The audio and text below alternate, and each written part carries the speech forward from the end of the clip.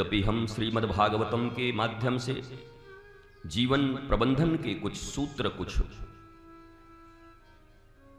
वचन यहां श्रवण करके अपने कली काल में अत्यंत ही कलुषित, भ्रमित, दुख से युक्त जीवन से मुक्त होकर परमानंद की अनुभूति करने हेतु इस चतुर्दिवसीय श्रीमद्भागवत के कुछ श्लोकों के माध्यम से जीवन प्रबंधन को सुंदर बनाने हेतु उपस्थित हुए हैं। श्याम बाबा की अद्भुत कृपा, खाटू नरेश की, कि अयोग्य अपात्र जीव को उनके ही सन्निधि में, उनके शरण में, उनके चरण में बैठकर और उनकी ही गाथा गाने का अवसर प्राप्त हुआ है। भगवान श्री कृष्ण कहते हैं जीवन एक अवसर है। यद्यपि वर्तमान स्थिति में अवसरवादी होना अत्यंत ही खराब माना जाता है, परंतु श्री कृष्ण के धारा से अगर आप चिंतन करें, विचार करें, तो ये मनुष्य का शरीर ही एक अवसर है और हमें बहुत गहरा अवसरवादी होना है। अपॉर्चुनिस्ट, अपॉर्चुनिज्म,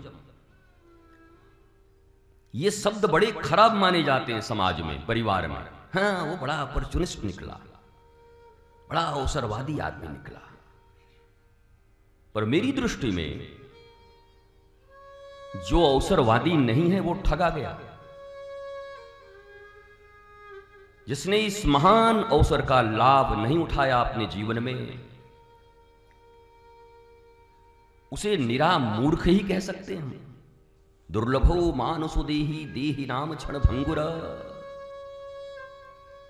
तत्रापि दुर्लभम मन्ये वैकुंठ प्रिय दर्शनम। इसलिए अवसरवादी बनो।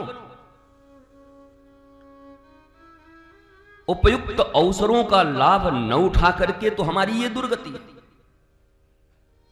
मुझे याद है मेरी सबसे पहली कोई पुस्तक, मैं लिखता तो नहीं पर जो बोलता हूं उसको संकलित करते हैं, तो वो पहली या दूसरी पुस्तक है काश मैं स्वार्थी होता।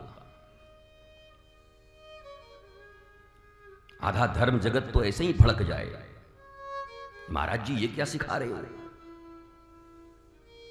लोग स्वार्थ से ऊपर उठकर जीने की कला सिखा रहे हैं और आप स्वार्थी होना सिखा रहे हो।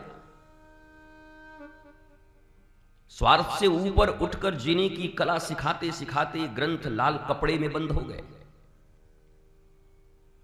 बंद कर दिया हमने लाल कपड़ों में 32 गिरह डाल करके, ऊपर से चावल, पुष्प, रोली मोली डालकर, पर स्वार्थ मिटा नहीं, बढ़ता गया।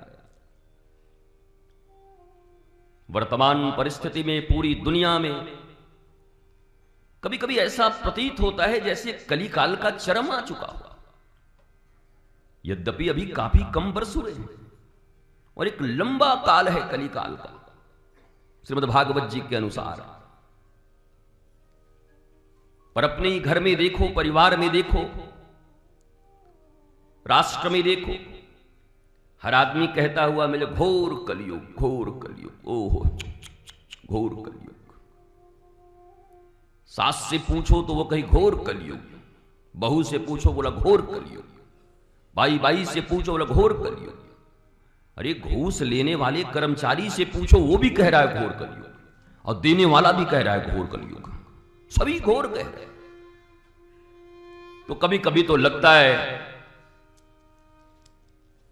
ये घोर में अगर कुछ काम करेगा तो हमारा ये बाबा विश्वनाथ अघोर ही काम करेगा, कहता है। ऐसे ही लगता है ये सब जगह घोर है, घोर घोर घोर घोर।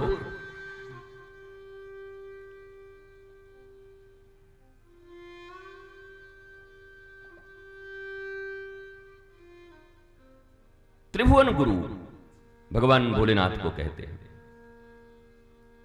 हमारे ठाकुर जी हैं कृष्णम वंदे जगत गुरु। कल रात्रि में चिंतन कर रहा था कि काशी में कथा चल रही है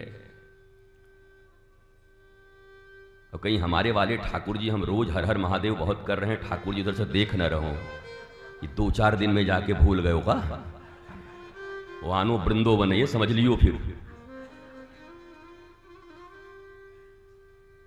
पर जब मैं गीता का चिंतन मेरे हृदय में आया तो मैंने देखा कि उस भयंकर समरांगण में, रणांगण में, कुरुक्षेत्र में भगवान जब